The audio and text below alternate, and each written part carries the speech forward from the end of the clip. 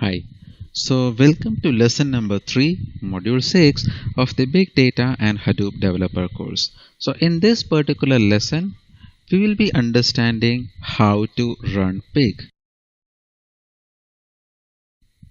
So before we proceed with the lesson, let's have a quick recap of the previous lesson. So in the previous lesson, we have learned the comparison of Pig with MapReduce. We also found the advantage of Pig over MapReduce.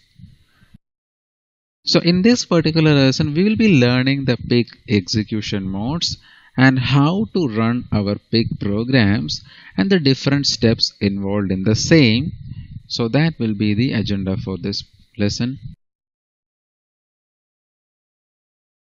So let's understand how to run Pig. Usually Pig resides on a client machine as a client-side application.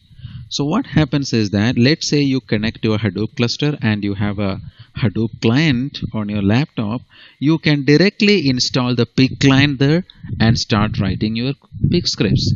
Once your scripts is written and when you submit it, it is parsed and optimized, and this is converted to a series of MapReduce jobs. Now this is then submitted to the cluster and it runs as a native MapReduce job.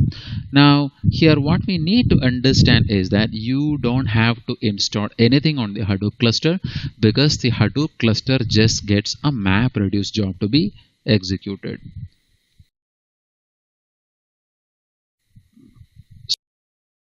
Now let's understand the different execution modes of Pig. So there are two different execution modes of Pig called local mode and MapReduce mode. Now the default mode of execution is MapReduce mode.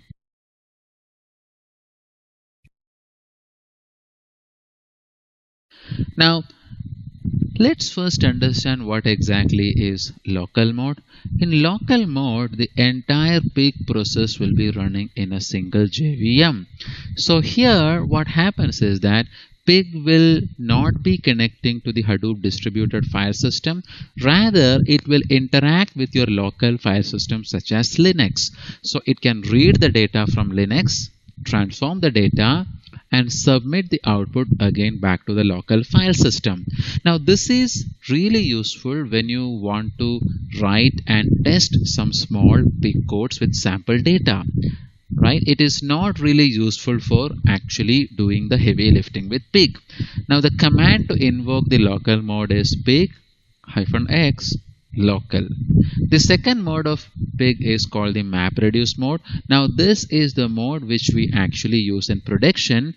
Here when you execute Pig, it will convert your queries into a series of MapReduce jobs, and it can really work on very large data sets. You can invoke this particular mode by simply typing the command pig, and it can enable local mode to run small jobs locally. Having said that, let's understand the three different ways in which you can execute a Pig program. Now there is a script mode, grunt mode, and embedded mode. So the first way to run Pig is the script mode. In the script mode, what you can do is that you can open a text editor and type all the Pig scripts line by line, save it as a Pig script file, and run the file. So the different lines in the file will be executed one by one as Pig commands in the series. So that is called the script mode. In the grunt mode, you will get an interactive shell to work with Pig, and the shell is called the grunt. So this is really useful for ad hoc data exploration and for checking syntax, as this has line editing facility. Now easy to use because it's auto completion mechanism. Now if you just want to test something and you want to do some very basic debugging, then grunt mode is the best mode. Now the third mode is called embedded mode. Now here you can run, it runs from Java using the Pig server class, execute pig programs from a JavaScript suitable for creating pig scripts on the fly. So in the embedded mode, you can invoke pig from within a Java code. Now let's see what are the different steps involved in creating a pig program. So this is a high level overview. So the first step will be something called load. Now load is an operator in pig as well. Now in the loading step, what happens is that you will be pointing pig to the data that you will be working with. So maybe you have one data set or more than one data sets you want to work with. So you will be creating pointers in pig which can access the data. The next step would be transforming. Now transformation technically means the data which is getting loaded is being worked by pig. So the data transformation could be something like a grouping operation or a filter operation or even a join operation. Now the third step would be a dump. Now when you use the dump operator in pig, it basically displays the final output on the screen. Now you can also use an operator called store, which can store the output in a file.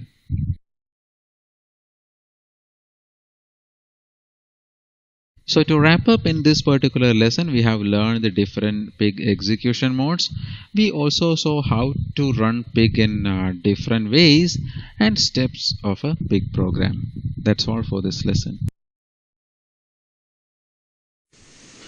If you have any questions, please do not hesitate to raise a support ticket. Thank you.